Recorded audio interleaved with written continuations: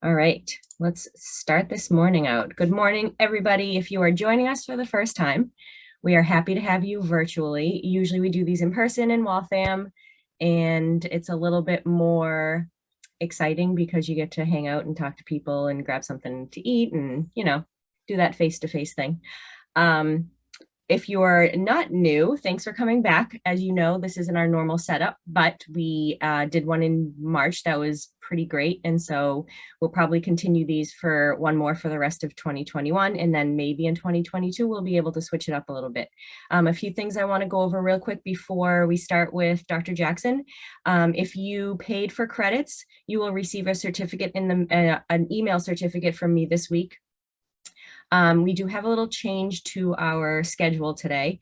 Farren, who was supposed to give the exercise demonstration, is stuck in Florida due to canceled flights. So we have Dr. Jackson and Dr. Meehan here. We'll cut it a little bit shorter, but our plan this week is to record the exercise demonstration based off of their slides, which is what would have happened here today anyway. And then we'll send the link to you. It will be a YouTube link and we'll send it along to you so you can watch that. And then this is being recorded as well. So we'll have this on YouTube too. And I'll send that around as well. So again, we're going to start with Dr. Jackson today, and she will share, I'll get rid of both of us and she will share her screen.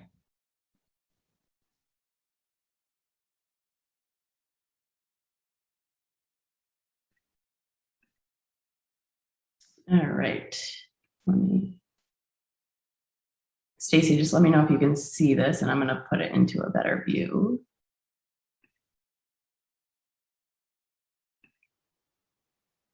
There we go. We good? Okay, thank you. Just going to move my little pictures of you guys down out of my way. So thanks for coming this morning, guys. I'm going to start us off with water sports. And then Dr. Meehan will do the land stuff for you and a little bit more about some first aid stuff. So just talking about water sports and safely exploring them, we'll talk about some common injuries, some of my favorite water sports and summer activities. This gorgeous sunny morning, unfortunately, we're sitting here behind a computer screen, but it would be a beautiful day to be out in the water. And I have no disclosures. So just a quick overview, we're going to talk about general water safety, and then we'll go through some of the common injuries, diagnostics for a couple of sort of top water sports, most common water sports that people participate in, water skiing being my favorite of those, wakeboarding, paddleboarding, and canoeing and kayaking.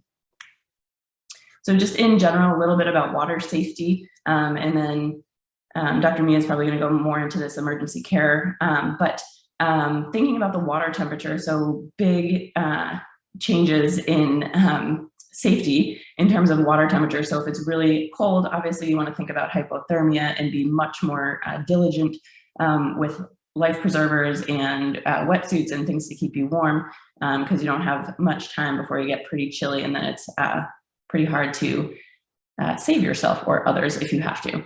In terms of life preservers, with some of these sports, you definitely have to wear them. So water skiing, wakeboarding, this is not really an option. Other watercrafts like canoes, kayaks, motorboats, things like that, laws probably vary based on state, but in general, the teaching is that you must have one life preserver per person on board. And it doesn't necessarily have to be worn unless there are children or people who can't swim. Obviously, if you're in rougher water, it's probably better for everyone to just actually have it on. Whitewater rafting and things that are more high speed, then they should also be worn at all times as well.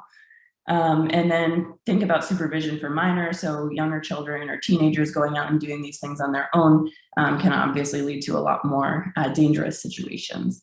And then think about your access to emergency care. So if you were to get into trouble, who would you call? Where would you go? What's the sort of first thing you would do in that scenario?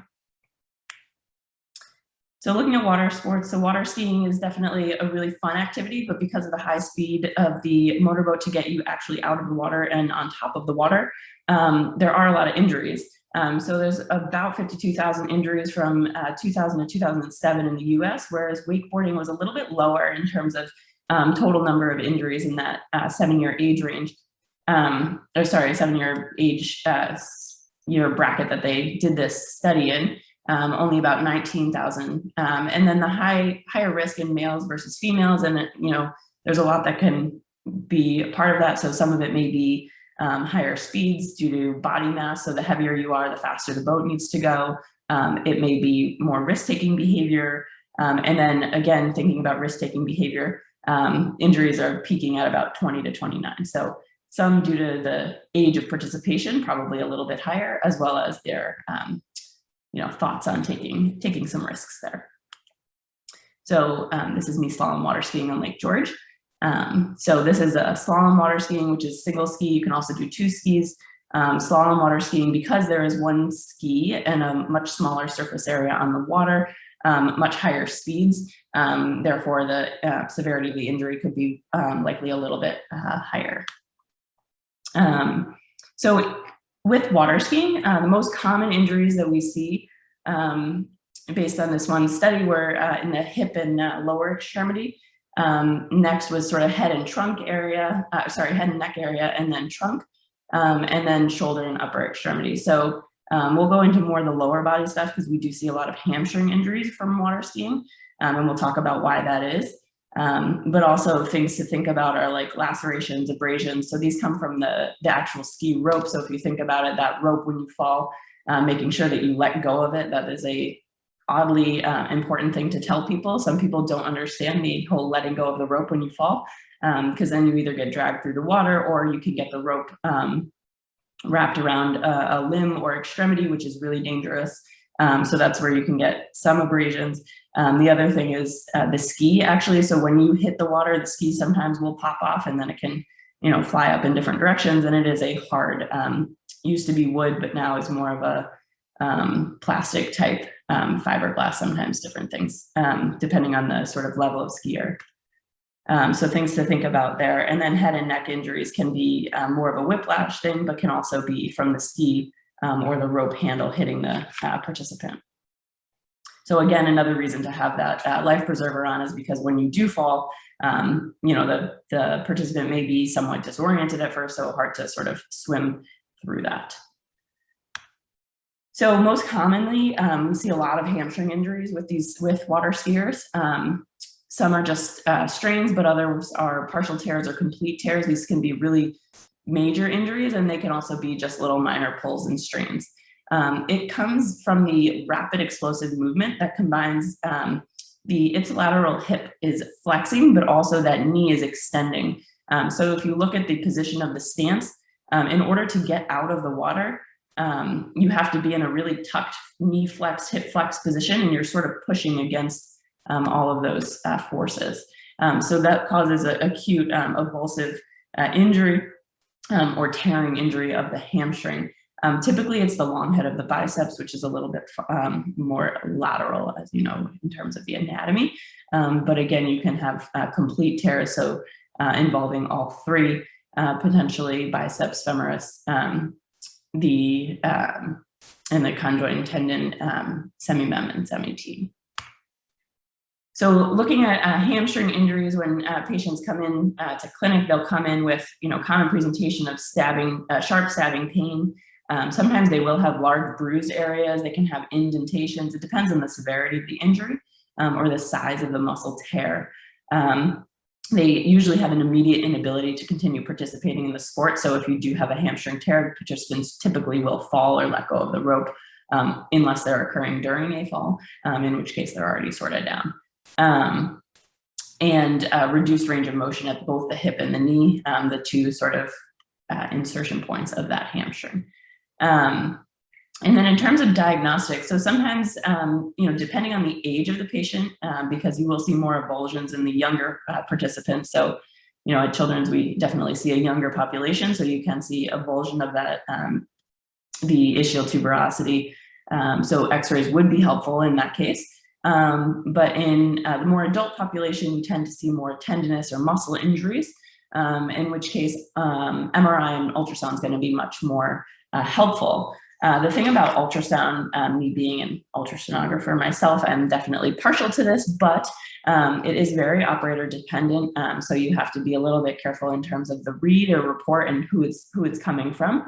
But the great thing about ultrasound is that it's done at the bedside, it's cheaper, it's dynamic. You can take a look at a lot of different things, and it's much quicker. So for an MRI, for someone who's pretty uncomfortable, they probably don't want to lay flat for 30 to 45 minutes, whereas the ultrasound can take 5 to 10 minutes at most. So that is a little bit more helpful.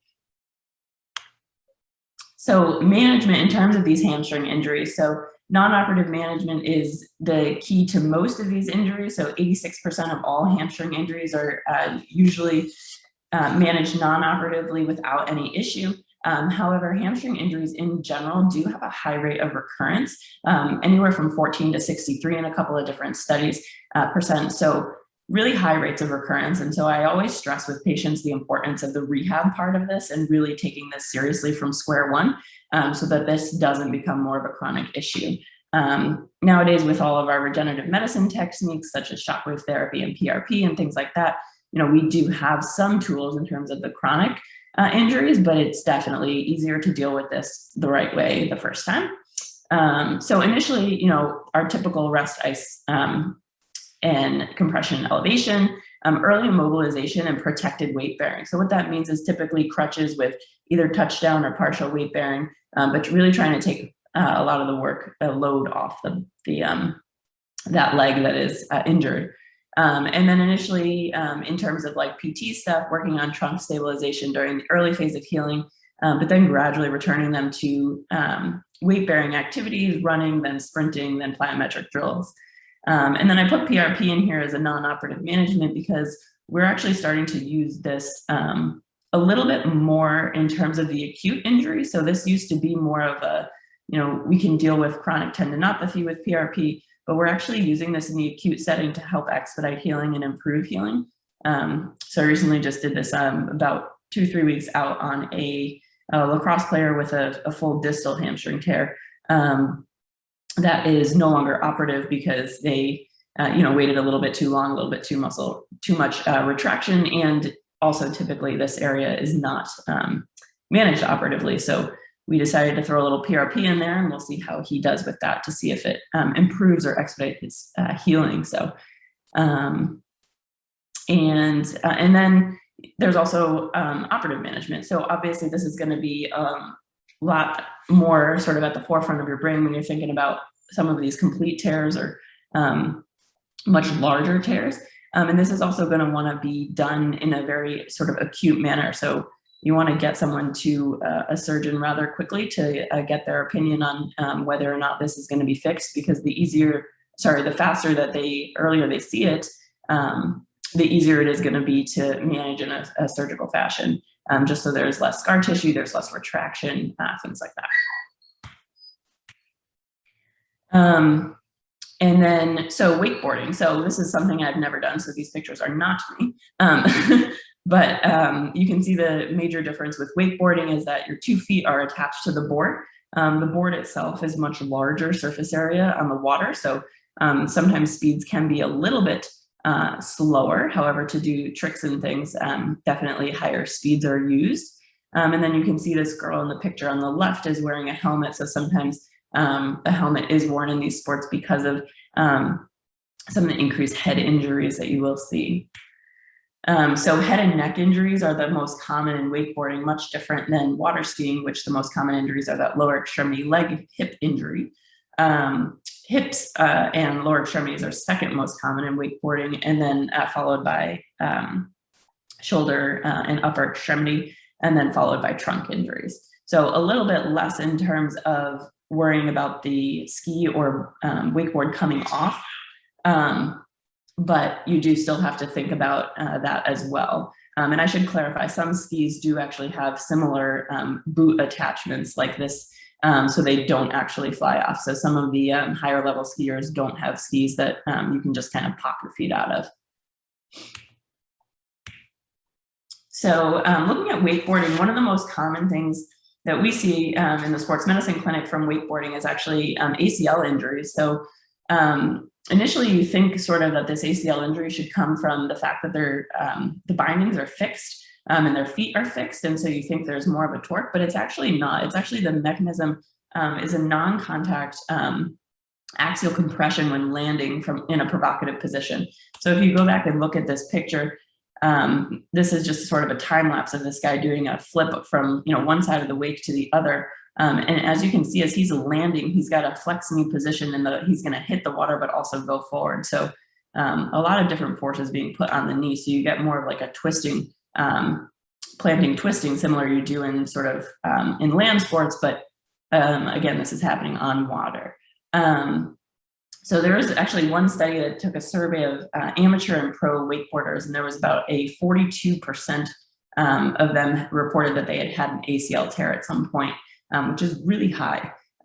So definitely one of the highest rates of any sport. So even up there, above, soccer players and things like that. Females have a 2 to 8 times higher risk than males in wakeboarding injuries for ACL tears, which is very likely, all of the same reasons that females in other sports also have a slightly higher risk of ACL tear. So based on anatomy, biomechanics, hamstring weakness, all those good things, or bad things, I should say.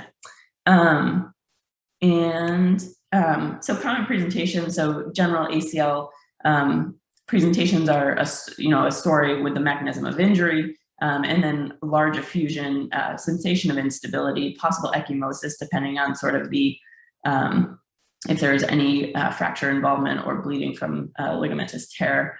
The diagnostics for this, so typically start with X-rays, which will show an effusion and possible fracture, like a Sagun fracture, but typically not super helpful.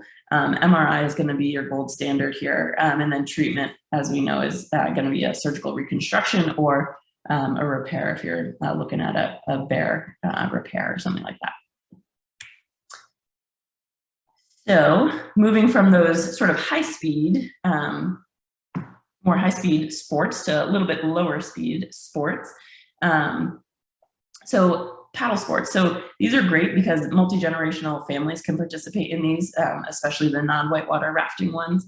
You definitely have an increased risk depending on the environment that you're in. So whitewater rafting versus a nice calm lake, gonna throw a lot of different things at you there.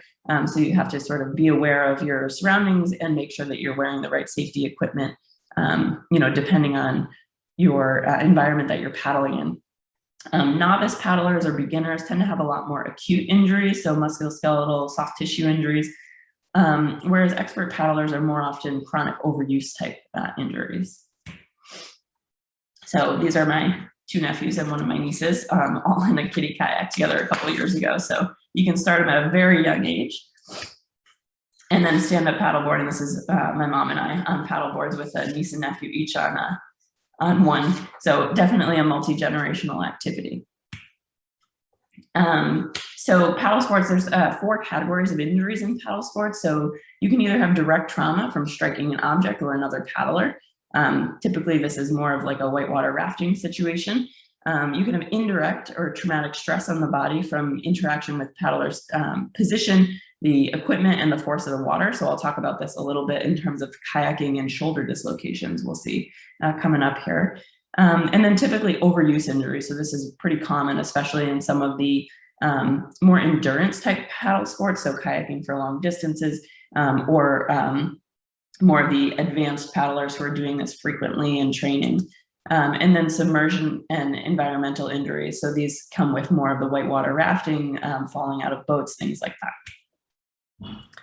Acute injuries account for about 58% of injuries with whitewater sports. So often they are common in the novice paddlers, as I mentioned, but can be things like sprains and strains, a little bit more common than things like lacerations and contusions. But both of those pretty common in the novice paddler, whereas the chronic injuries, which account for about 42% of the MSK injuries in whitewater paddling, again, tend to be more of the expert paddlers, and also tend to be more like tendinopathies, tendinitis, impingement of the shoulder, things like that, quite common in the kayakers and canoers based on the positioning of the arm but also the repetitive nature of the sport. So looking at the upper extremity injuries, most common in kayakers, canoeists, and stand-up paddleboarders. So 55% of paddlers have reported shoulder pain at some point. Dislocation of the shoulder is actually the second most common injury in whitewater paddling. The incidence is about 10 to 19% of participants.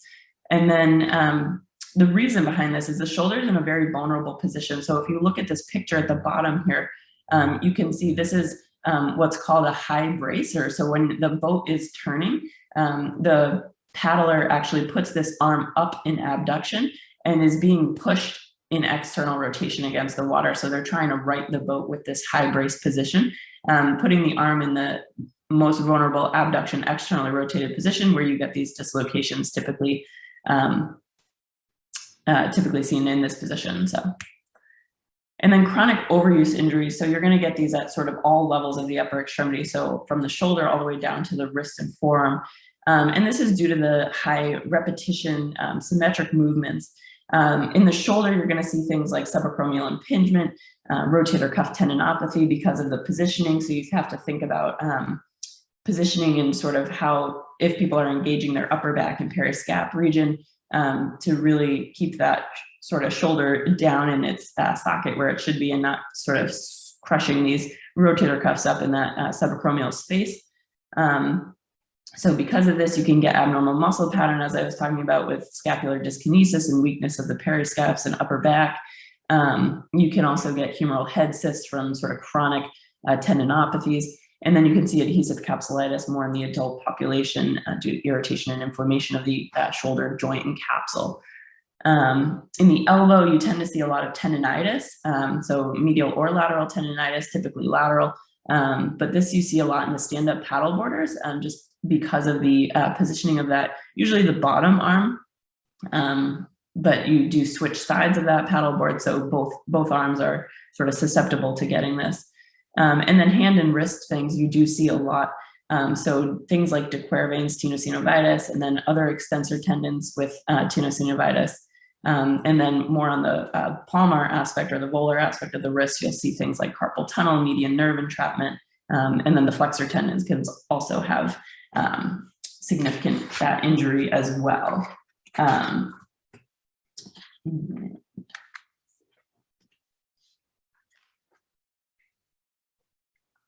And then thinking about like the median nerve entrapment and the flexor tendons, typically more common in the canoers because of the way that they hold and use the paddle to do a J stroke, which is to keep the canoe going straight. Because if you paddle on one side, you're going to obviously push to the other side, to the sort of other direction.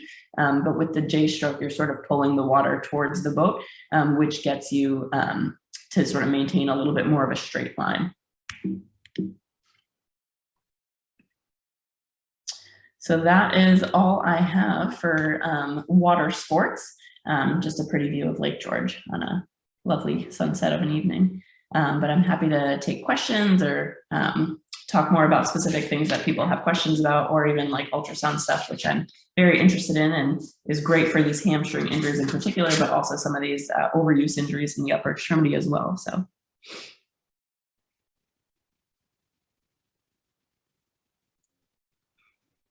If anyone has questions, you can put it below in this chat feature down here.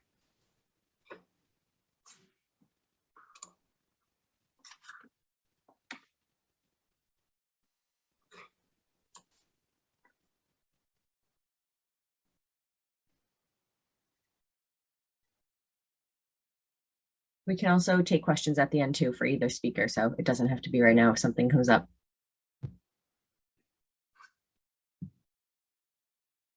Dr. Meehan, you ready? Most deaf. Sorry, I just needed to unmute there. So let me. Are you going to share your slides? Okay. I am. There. Is that? Are you looking at my slides now? Yes. Yeah, perfect. So I forgot to put a disclosure sign on there. I don't have any relative to this. I get some funding for research from the National Hockey League Alumni Association and the National Football League. And then I wrote a couple of books with about head and neck injuries and concussions, and I get some royalties from those, although quite frankly, not many of you have bought them, and so they don't amount to much. And I'm not really talking about concussions at all, and I only talk about one spine injury today. So one of the main sort of impetuses for this lecture is that during the coronavirus pandemic, people have been venturing into the outdoors more and more. And the sports have boomed. The number of people buying hunting and fishing licenses has gone up. The number of kayaks and canoes sold. In fact, there was about a 2 or 3 month backup to buy those early in the pandemic. The number of camping reservations, tent sales, bird watching equipment, everything. And that's been awesome, especially those of us who are sort of long enthusiasts of this kind of thing. It was great to see. There was a downside though, and unfortunately, there were a lot of people getting stuck in the wilderness unprepared, and that led to massive dispatch of the search and rescue crews that really amounted to a crisis. Not quite as much in Massachusetts, but really Maine, New Hampshire, and sort of places where it's a little more popular became a real problem. So obviously, as the Injury Prevention Center, we want to prevent that. We want to prevent people from getting injured as they venture out into the outdoors or whatever sort of sports or activities they're doing. So today we're going to focus big time on how to prevent those kind of major things. And when I say outdoor and wilderness sports, Dr. Jackson covered sort of canoeing, kayaking, rafting, paddleboarding, the water sports, because those injuries are really unique to their sports. I'm going to cover a bunch of the other ones in which the injuries or concerns cross over all of them. So backpacking, hiking, hunting, fishing, camping, mountain biking, trail running, etc. And we're going to focus on a couple things. The ones that are super important, things that are like major and will get you in serious trouble. And then some that aren't quite as severe, but are common across the sports. And we'll focus on these. Hypothermia is the #1 killer of people who venture out into the backcountry. Dehydration is the #2 priority, and we'll go through the priorities in a minute. And then we'll focus on blisters, strains and sprains, fish hook injuries, which is sort of unique, and some of the other ones. Just as like a trigger warning or whatever, if you are a medical professional, I think you're probably fine with most of these photographs. If you are an athlete or a parent looking to learn more, some of the photographs are graphic. They show real injuries and some of the more severe end of the spectrum. So if you're queasy or something, just be ready to look away at some points. So if you venture out into the backcountry, you're hiking or backpacking or something like that, and you get stuck or lost, your real goal should be just to survive for a few days. Search and rescue teams find most people who are lost even within 24 hours, but it's well over 90% within 3 days. And so people will find you. All you have to do is try to stay alive for a few days. And we're going to focus on that at the beginning of the talk. They will find you if they're looking for you. And so if there's only one thing you take out of this talk, it should be to leave your itinerary with someone. Leave someone a map of the area of where you're going, even if it's a day hike, and let them know when you expect to be home and how much time you need to buffer that, and call them when you get back and tell them, if you don't hear from me by this time, you should alert the authorities that I'm missing. If you don't do that, then most of what I'm teaching here is not going to be helpful, because people aren't going to know to look for you until a longer time. So just leave someone your itinerary. In addition, you could bring with you some sort of communication device. The places I go a lot during certain seasons, there is no cell service. So, once I get back to my car, I get a billion messages, which means that you won't be able to call for help using your cell phone at a lot of these places. But you can bring a personal locator beacon or a satellite phone, or even they have these little satellite things where you can send texts out. You could do that as well. But I think leaving your itinerary is the most reliable, because if these things aren't working or you get bad weather that interferes with them, it might be hard. And then your real priority is just trying to last a few days is shelter, #1. And that's particularly true in poor weather conditions. So in poor weather conditions, people can die within 3 or 4 hours without proper shelter, without the ability to keep their body heat in. And so that's really your first priority, is staying warm and staying dry. The next priority is water. You can last about 3 days without water under sedentary conditions. If you're exerting yourself vigorously, you will get dehydrated more quickly. And then the third priority is really food. And I gotta say, you could go 3 weeks without food. It's not comfortable, you'd be hungry. but you won't die without food for several weeks. And so since most people will be found within the first 3 days, I would say we're gonna worry about food at all. So if you find yourself in this situation, I suppose the first thing is if you have some injury, you got to address that, right? If you're bleeding or you have an unstable fracture, you want to try and address that. We'll talk about how to do it. But then you want to build a shelter, make a fire. Those are keeping you warm, keeping you dry. You want to have water or find it or purify it, and then just chill out. I suppose if you have a signaling device, go ahead and send a signal out, and then just wait, and people will find you. And food, like I said, we're not going to worry about it. Now, all of this starts, your ability to survive in one of these situations starts before you leave. And so again, you're going to see this a lot, but leave your itinerary with someone. And then when you're planning your trip, consider where you're going. So if you're going local in New England, you're going to know most everything you need to know. But if you're traveling, you want to know what's the weather like and what are the possible extremes of weather this time of year that I might encounter. You're going to want to know about infections. If you leave the country, there's a lot of mosquito-borne infections we don't have here, but that can make you severely ill. So you need immunizations or medications to take with you to prevent those. You want to know the availability of water. So we're very lucky in New England. There's loads of creeks and rivers and kettle ponds and everything else where you can get water almost always in the backcountry. But if you're going to Nevada or Utah or places in Colorado, you need to know, is there a water resource where I can refill, and how reliable is it? And you need to plan appropriately. So, you know, try to plan ahead of time, know what you might encounter. Have a plan for how you'll deal with those encounters. And that will require learning some skills. And I would say all the skills, we're going to talk about some 3 big ones today, but all of them are wicked simple and easy if you've done them before. And they're hard if you haven't. And so I would say whatever skills you don't have that you might need, learn them and then practice them at home. You don't have to make a big deal out of it. I do this with the kids. So we like making s'mores. We make a little fire in a pit in the backyard. And I use primitive fire making skills. I don't just pour a bunch of gasoline on some logs and throw a match on it. I use some of the more primitive ones just so that I've done it hundreds of times if I get stuck in the backcountry, which fortunately hasn't happened yet. But practice them because they're super easy if not. And if you're trying to learn them on the fly, you break out your survival book for the first time once you're stuck, it's going to be a lot harder. Today, we're going to focus on shelter making, fire building, and knot tying.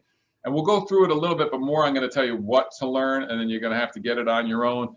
If we do this lecture again in person, I'll offer a practical sort of outside for people who want to stay, and I'll show you how to do these things. They're super simple, but it's just sort of hard to do virtually.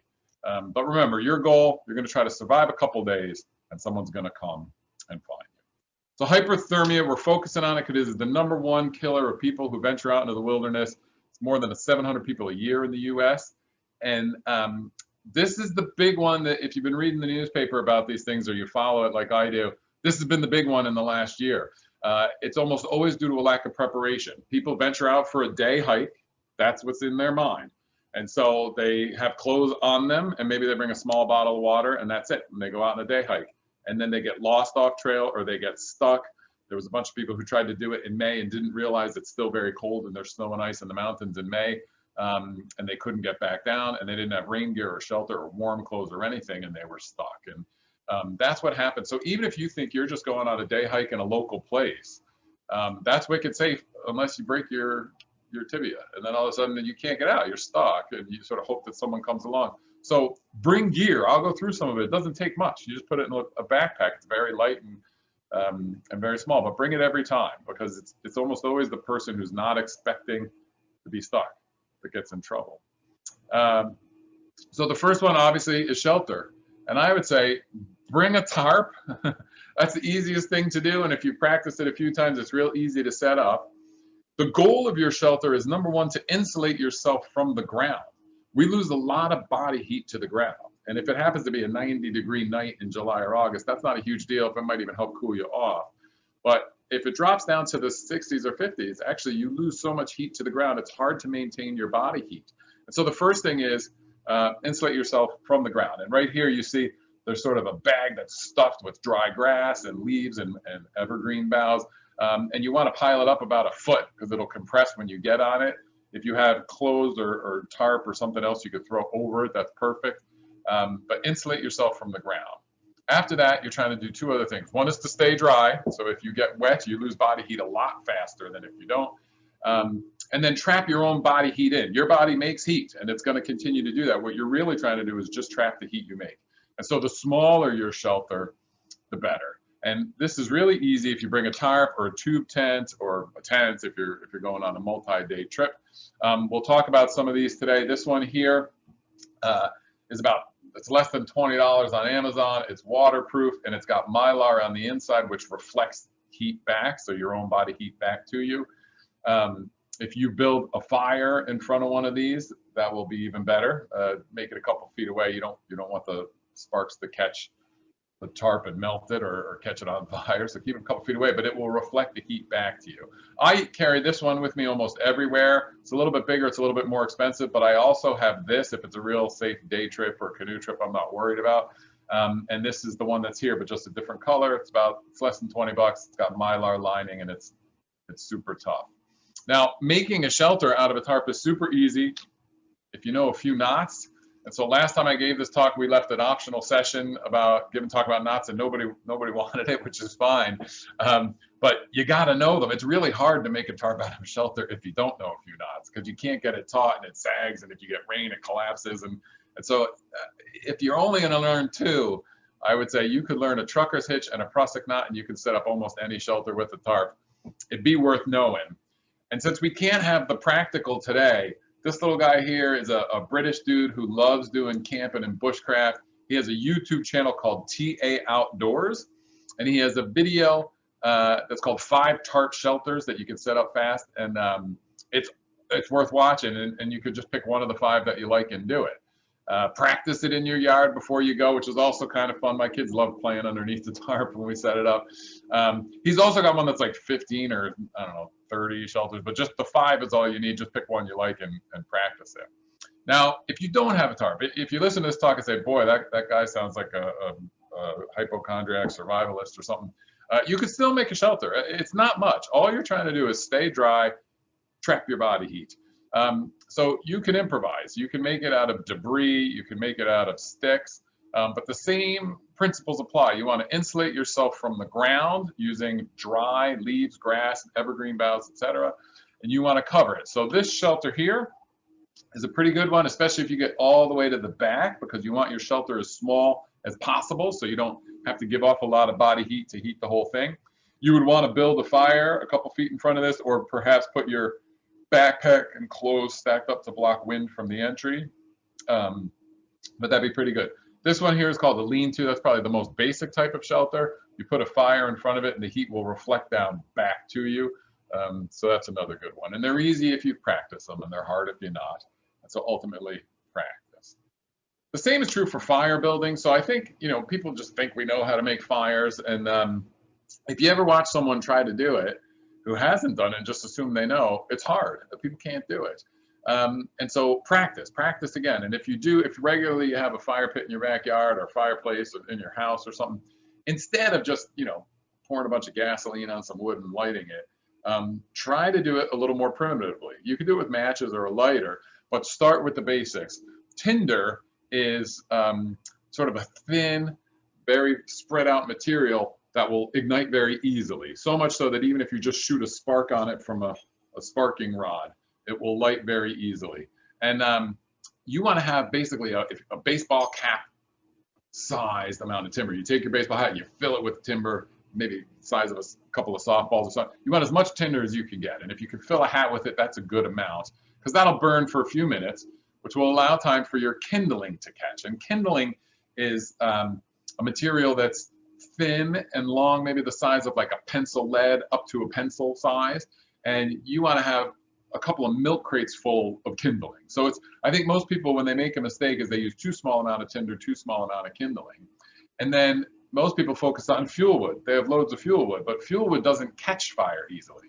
It burns for a long time. For every inch of fuel wood, you get about a half hour of burn time, inch diameter. But it doesn't catch fire easily. So you need to have lots of kindling in order to catch the fuel wood. So you really want lots of tinder, lots of kindling, and then fuel wood is necessary. For me, I bring this, which is a sort of common fire starter. It's basically a toilet paper roll filled with dryer lint. My kids save the dryer lint for me because they know I do this, and we fill up the toilet paper rolls. But it catches fire super easily with a spark from a spark rod, and then you're off to the races. So shelter building, fire building, just make sure to practice them. Your number 2 priority after shelter, of course, is water, and that's because dehydration is common out in the backcountry for people who get lost or stuck. 60% of the human body by weight is water. A sedentary body, someone who's sitting there doing nothing, loses about 2.5 liters a day just to breathing and sweating and evaporation. And if it's super hot out or you're exerting yourself, it's much greater than that. So you're going to have, you know, especially if you're hiking or backpacking, you really want to have 4 or more liters per day of water. Water is also heavy, it's about 8 pounds a gallon. And so you're going to want to carry whatever you need to get to your next water source, plus maybe 50%. So I carry whatever I'm going to need, plus 50 to 100% more. And then you're going to want to know where your next water source is, how reliable it is. Open water sources, creeks, ponds, rivers, that kind of thing, are great and reliable for the most part, in New England especially. Everything else is harder. So what you really want is to be able to rely on those. And then, of course, you can't just drink it. You got to treat it, or you're at risk for waterborne infection. And there's loads of different ways to treat it, and I always bring 2 different ways. So I have these little pack of tablets with me at all times that just sits in my little survival pack, which we'll talk about in a second. I take it everywhere. They're super light, they're easy. There's like, I think there's 90 pills in there. So that gives you 90 liters of water, or 90 quarts, whichever you're carrying. Makes it taste a little funny, but like if you're stuck, that's okay. And then I bring a metal canister, this very one actually, so you could boil water. Those are probably 2 easiest ways. On backpacking trips though, I use this, this filter here. This is an MSR filter, but there's all different kinds of filters. There's even a Life Straw, which is a new one that you just stick it in the water and suck the water out, and it filters it as you're drinking. But I like the pump because I can make a gallon or so and then boil it for food or whatever. If you are at a relatively safe water source, you're at an elevation above domestic animals, and it's cold and free flowing, you still want to treat it, but you might get away with a 1-step method, so just filtering it or just boiling it. If you're lower than that and it's a stagnant water source or a warm water source, you really want to use 2 or more ways of doing it. And like I say, I always bring the pills and a pot for boiling. If I'm on an extended day trip, I bring the pump filter and a pot for boiling, and I still have the pills. So I have 3, but I usually just use 1 or 2. You will read, if you read the survival books, all different kinds of ways of getting water. You could catch rain. You could do like a solar wrap around vegetation. So when plants expire, it condenses and drips in. You could pack snow and melt it. I just got to tell you, so catching rainwater, especially in New England, that's probably a good way to do it. You know, it rains often enough here that if you're stuck in the wilderness for 3 days, you got a good probability of getting some rain, and you can catch a large volume that way. But this kind of vegetation respiration thing and melting snow, it's going to be very difficult for you to get a lot of water. And so really you're better off planning, knowing your water sources and knowing how to treat it. To give you an example, this pot filled with snow, if you pack it in, once you melt it, gives you about 1 inch or less of water on the bottom of the pot. And so you're just melting tons and tons of snow and burning a lot of fuel and energy trying to get it. And so I think better planning is a better way to do it. All of this is made easier if you bring with you a basic survival kit. And Dave Canterbury, who's another YouTube survivalist, he also was on the show Dual Survival. If you watched it, he was the original guy, him and Cody Lundeen. He talks about the 5 C's of survivability. And actually, I think it's a great tool and a great way to remember what to bring with you. So the 5 C's are here: cutting tool, combustion device, cover, container, cordage. All he's saying is bring a knife or an axe or both. Have some way of starting a fire. I bring 2 matches and the fire starter, the spark rod, a ferrocerium rod it's called. Cover just means shelter, tarp. Tarp is perfect. And then a container so you can catch, transport, and boil water, and cordage, which really is to help you set up your shelter. And this would be the minimum. You know, if you're going out, you really want to have a little bit more stuff to make life comfortable, not just survivable. But if I'm going on a day trip for fishing or hunting or hiking or something like that, I bring these 5. And it's not a lot. This is my titanium bot. So this is the same thing you see there, although a little more well-worn. And within it, I easily fit fire starter, lint, so my tinder. I have 50 feet of cordage. I have a sparking rod, and I bring some matches. And then down the back of my day pack, my hunting pack, I bring a tarp. This is the one I told you about. It's 20 bucks. It slides right down back. It weighs nothing. It doesn't take up a lot of room. So that's all you really need to bring. Now, if you're going on an extended day trip, you know you're going to be, then you want to bring more stuff. And so I always bring a map, a compass, a whistle, and some of these other things. But there's other stuff to consider. And there's loads of books about this, and there's loads of YouTube videos and ways to learn. But really start with the planning like we talked about, knowing what situations you might encounter, and then it's easy to know what to bring with you. I would always bring also a small first aid kit, and really, it depends what I'm doing. For a day trip, I don't worry that much about first aid. You know, I think if you're on a multi-day trip and you're really far out in the backcountry, then a little scratch or a blister could turn into something big. And so sure, you want to bring first aid, you want to wash it out and make sure it's clean and bandage it so that you don't get a complication. But on a day trip, I worry more about aid, not first aid, but I worry something bad happens. You know, you get a fracture or you get a major wound that's bleeding and all that. And so I just bring a couple of things, a way to stop it. Believe it or not, all of this can fit in a very small pack that goes in my case. So I always bring adhesive tape. I always bring some form of bandages, which often is a couple of clean bandanas folded and put in that kit. And I bring quick clot.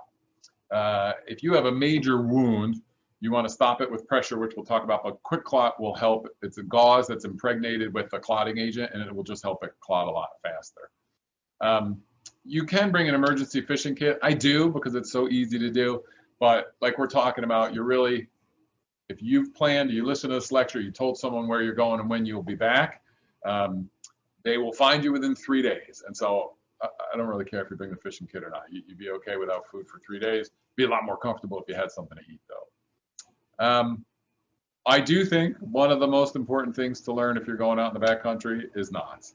So I'm not going to harp on this too much. You can make your shelter with just a trucker's hitch and a prusik knot, but I would learn these 5. Because if you know how to tie these 5 knots, I don't think you need any others. It's hard for me to imagine something you can't do with these 5 knots that you might need to do. Like, I think if you know these 5, you're good. And so I won't harp on this, but I would learn these 5. It's super easy. You learn how to do it, and then you just practice it over and over. I have a little piece of camp cord. I sit in front of the TV, and I practice it till I get to know it, and then I do it without looking at it, and then you just have it. The other advantage of it is there's loads of uses for it around the house and home that, you know, people use bungee cord for, or zip ties or stuff, but actually if you know how to tie a few knots, you can just use string, a little bit of leftover rope, camp cord, paracord, whatever you have. So I would say for the big sort of survival situation, the take-home message is leave your itinerary with someone. Know what skills you're going to need. Practice them over and over again. And maybe if I had to add one extra, I would say bring some way of signaling folk. So getting out of survival and disaster mode, you know, the most common problem encountered in the wilderness, medical problem, is blisters. And it happens to more than half of people who are backpacking. And on the AT or the Long Trail or the Pacific Coast Trail or some of the bigger ones, it's more than 60%. It's due to friction. And so the way to prevent it is to decrease friction. And probably the easiest way to do that is to decrease your carry load. So you may be carrying too much weight. And we'll go through this when we talk about back strains, but you really want to have a quarter of your lean body weight or less on your pack. And if you're going on a multi-day trip, the less weight, the easier it's going to be. And so there's good reason to knock that down even to 20%. You want to make sure your shoes, your hiking boots, whatever you're wearing is well fitted and broken in. So the worst thing to do is buy it and then the day later leave on your trip. If you're going on a trip, buy them ahead of time. Go on just walks in them around your neighborhood, climb stairs, maybe go on a couple of day hikes and break them in and make sure they fit appropriately. And then I think some people are unaware of this, but I would layer your socks. So even during the summertime when I go on a trip, I wear a synthetic sock liner with a wool sock outside of it. And your feet get hot, but they're hot anyway. And on the summer trips, you're not going to prevent it. But then the friction is between your sock liner and your sock, as opposed to your sock and your foot, and it'll decrease blisters. And then lastly, there are taping, lacing methods, and you can put medical adhesive tape over areas of friction. So this is a hot spot here. So if I go back, you see it's a little bit red there. This is the outline of it. You want to treat those immediately. So I don't care if you're 5 minutes into a multi-day hike, if you feel a hot spot getting warm, you want to prevent that immediately. Easiest way to do that is to put some medical adhesive tape over it. And now the friction is between the tape and the sock as opposed to the sock and your foot. But you can also change your lacing, and there are other ways that people try to prevent blisters. But quite frankly, medical tape is as effective as any of them, and it's easier, and it's good to have with you for other reasons. And so I don't explore anything else. I would just bring medical tape. What I would not do if you go on to get a blister like this, and by the way, this is why we treat the hot spots, because imagine you're stuck in the backcountry and your foot looks like this, or even just like this. You got to walk miles to get out in a hot, sweaty sock. This is only going to get worse. So you want to treat it as soon as it happens. If it does happen, leave the top on it. Don't drain it, okay? You increase your risk of infection by draining it. It's going to burst and drain itself at some point, but you want the roof on there to protect it from infection as long as you can. If you feel like you do need to drain it because you can't function and it's just getting worse and worse, you can sanitize a safety pin, poke small holes in it, and let it compress out. That's better than like popping a big hole or cutting it. So you want to try to leave it, the integrity of it as much as you can. And then put some medical tape over it, or if it's so big and you're leaving the roof on, you can put moleskin, which is like a thick felt with an adhesive on it, around it, and then put some gauze over the top and tape the gauze there to try and protect it. Not as common as blisters, but still very frequent, are ankle sprains and strains. And there's some things you could do about this. You know, hiking boots actually, it's not shown that they decrease the risk of ankle injury, although a lot of us think they do. When you're out in the backcountry, by definition, you're walking on an uneven ground. And so the more ankle support, the better. If you have a history of multiple ankle inversions, taping the ankle or wearing a lace-up ankle brace will decrease your risk of getting another. That's probably worth doing. But more important than all of those is strengthening the muscles that support the ankle and training the proprioception of the nerves to help prevent ankle injury. And when we get the recording of Farren, he'll talk about that. Obviously, he's stuck in Florida and can't be here today. The next most common one is really back injuries. And this has to do with a couple things. One, people tend to carry too much weight. And so you really want 25% or less of your lean body weight. When I'm lean, I'm about 200 pounds. I carry a 50-pound pack for a multi-day expedition out in the backcountry. For anything else, I carry 30 pounds. I mean, it's much, much less. And you don't need a lot of stuff usually if you're careful about what you pack. The second thing, of course, is the fitting of the pack. And so if it fits improperly or you're just wearing it improperly, that increases your risk of back injury. And so you want to make sure it's fitted. If you don't know how to fit a pack, take your pack into REI or wherever you bought it, and they can show you. It's super common. It's easy. They do it over and over again, but it's worth doing. If you don't strain your back, you could get backpacker's palsy, or some people call it rucksack palsy. This is the cervical spine here. Here's the ribs. Here is the collarbone or clavicle, and the straps come right over this area here. And these yellow things are the nerves exiting the neck and heading down the arm. And if you're compressing those with your strap, you can damage the nerves. And that can lead to pins and needle feeling, but can also cause weakness or frank paralysis for a while. That's not super common, but boy, it's miserable if you get it and you have to wait. There's no way to make it better without time. And so it can be very frustrating. So just make sure you have a pack that fits properly, that's appropriate for the load you're carrying, and that you're carrying an appropriate amount of weight. Lacerations and penetrating injuries, fortunately, are uncommon in the backcountry, but if they happen, you just don't have a lot of resources. So the best way to stop bleeding from a bigger wound or a major wound is direct pressure. You want to, and it's pressure. It'll be uncomfortable for you or whoever's bleeding. You want to get clean gauze or clean bandana or cotton t-shirt, roll it up, put it in the wound, and put pressure on it. And you want to hold it there. Avoid the temptation to like peek and see if it's still bleeding, because it will be. It's just going to take longer than you think for a big wound. And I would leave pressure on there for 20 to 30 minutes. And then I wouldn't peek at it, but I would wrap a bandana around it and tie it so that it's a little bit, it's causing a little bit more pressure, and just leave it there until you can evacuate the person or get them out. That will work almost all the time. And so when I was in medical school, we were all very much against tourniquets ever, because when you put a tourniquet on, you're at very high risk of losing the limb. And so since direct pressure always works, that's really what you want to do. However, if you were in the backcountry and it's going to take a while to evacuate someone or several days for people to get rescued, if you cannot stop the bleeding with direct pressure, go ahead and put the tourniquet on. Tourniquets hardly weigh anything. They're easy to carry. And so I bring one.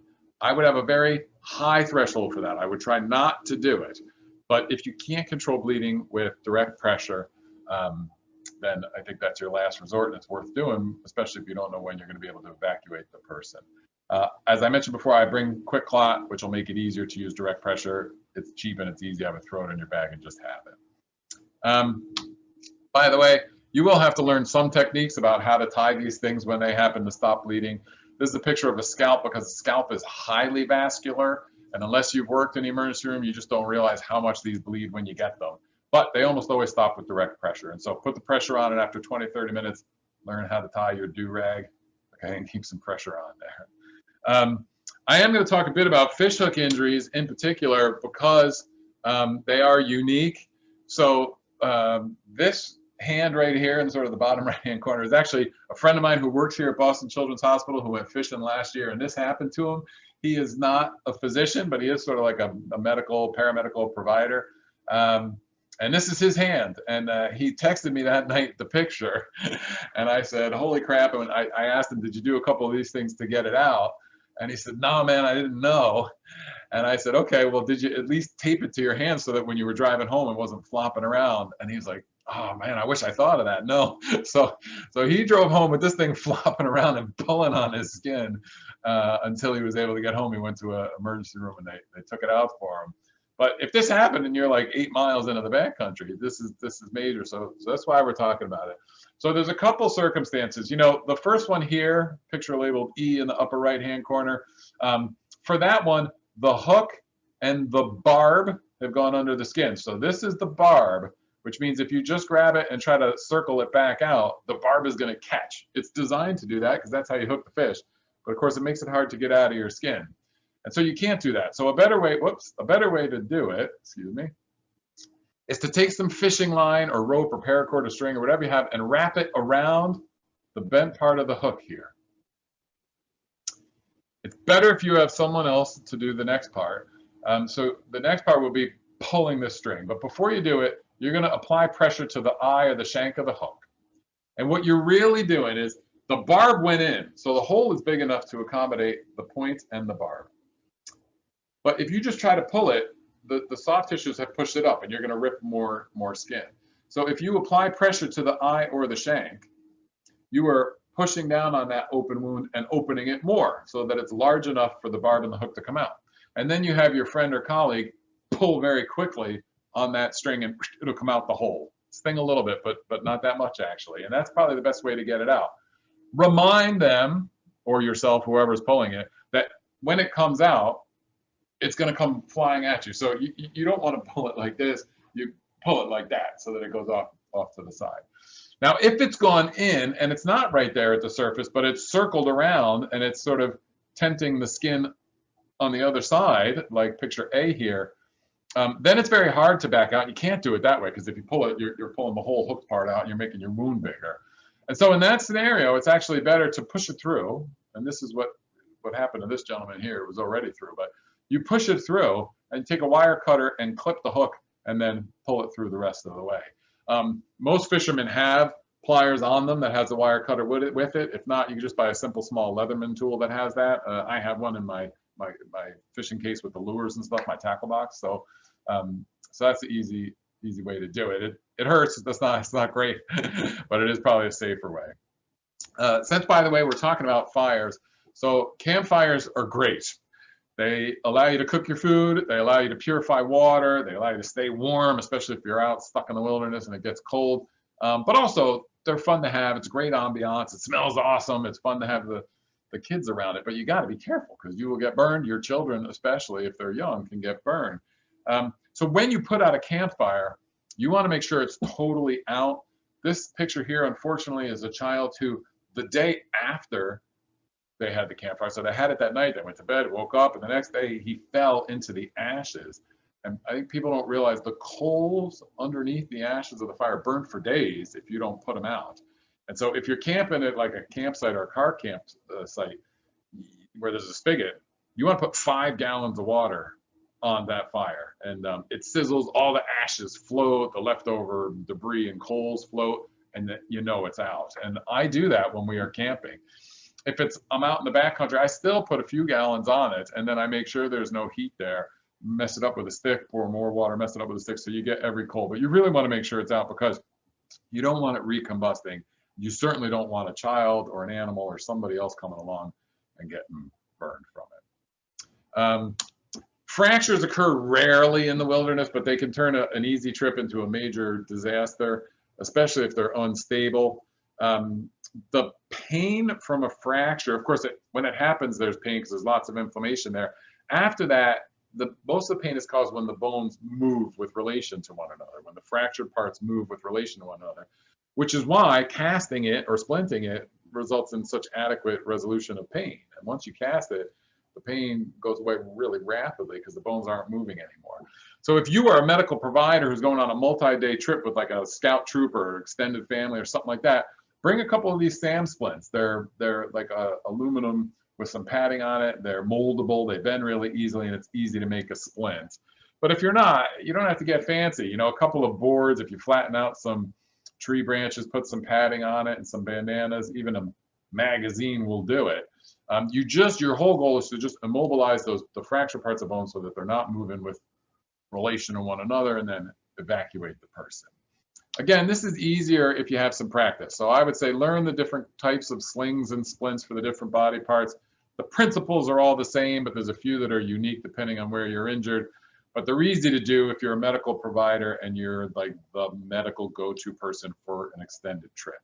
If you are not, then I would say just improvise. You can use a big padded towel. This is a pillow here. You can use a magazine. You can just pin an arm to a shirt. You know, it doesn't have to be fancy.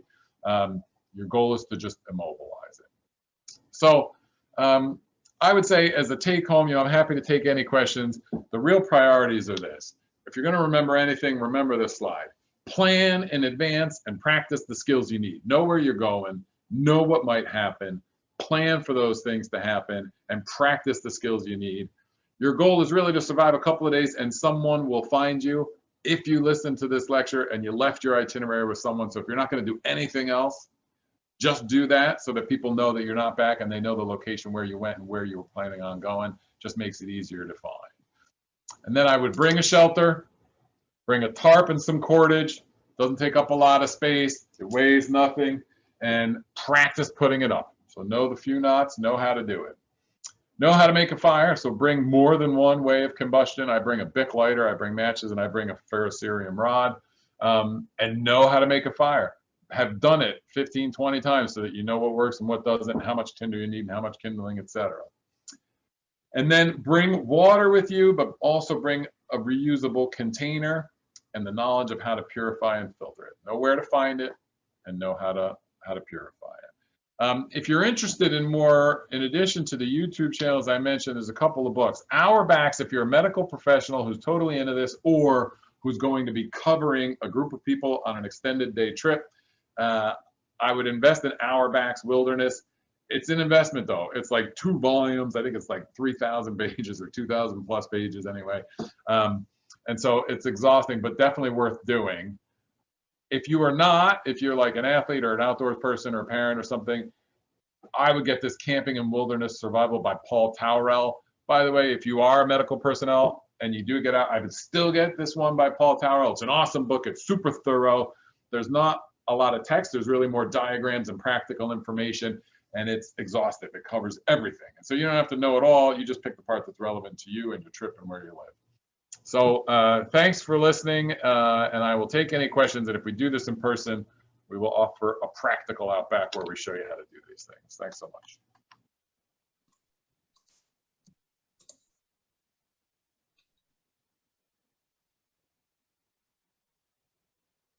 Thank you. Does anyone have questions for Dr. Jackson or Dr. Meehan?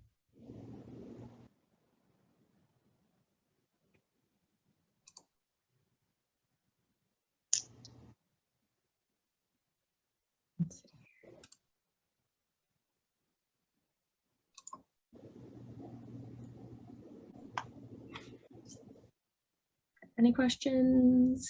If not, that's fine. You can always send them in after the fact too. Again, I'm going, oh, hold on.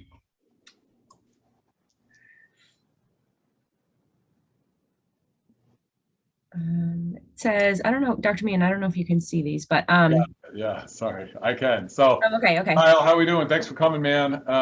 Yeah, that's a great question. And actually, I'm going to go back to my slides and share my screen. And then I'll make everybody dizzy because I got to scroll through to find the picture. But the Prusik knot is super useful in building a shelter. And so actually, for all the shelters, but in particular, the one I like, so, or my favorite one anyhow. So can you see this slide now? You can, right? I'm just going to read this question out loud because they can't see them. So Kyle asked, Dr. Meehan, can you cover what situation you would use the Prusik knot for?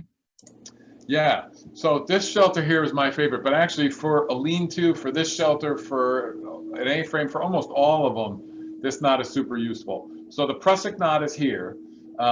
Its goal is to attach a loop to an already existing cord. So basically, if you knew your trucker's hitch, this line right here is your ridge line, and that's, you want that to be taut. And so you did that with the trucker's hitch. We'll put that up unless someone else wants to hear about it.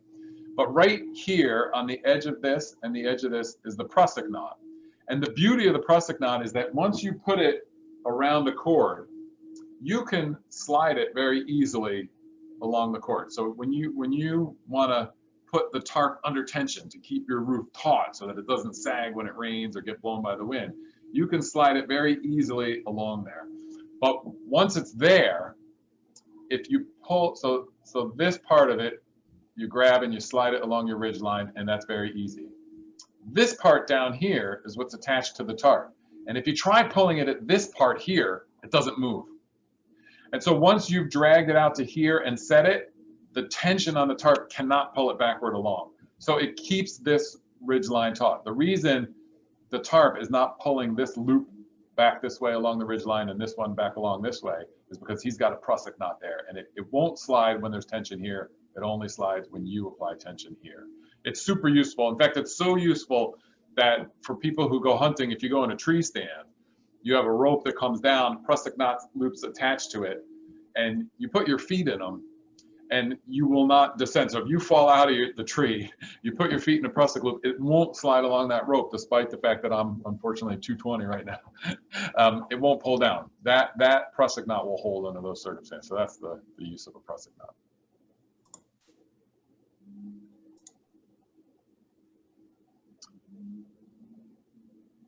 Anyone else? You can submit them through the chat or the Q&A section.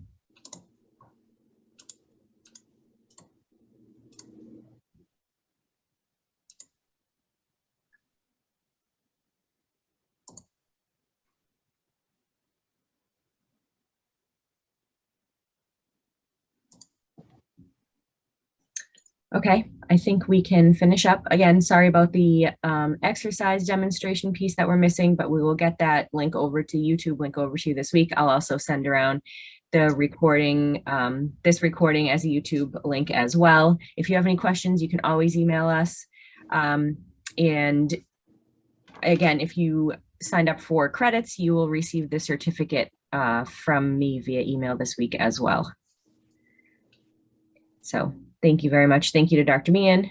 Thank you to Dr. Jackson, and for all of you for joining us this morning. And now we can all enjoy this beautiful day. Thanks, guys. Thank you. Have a good Bye. one. Bye.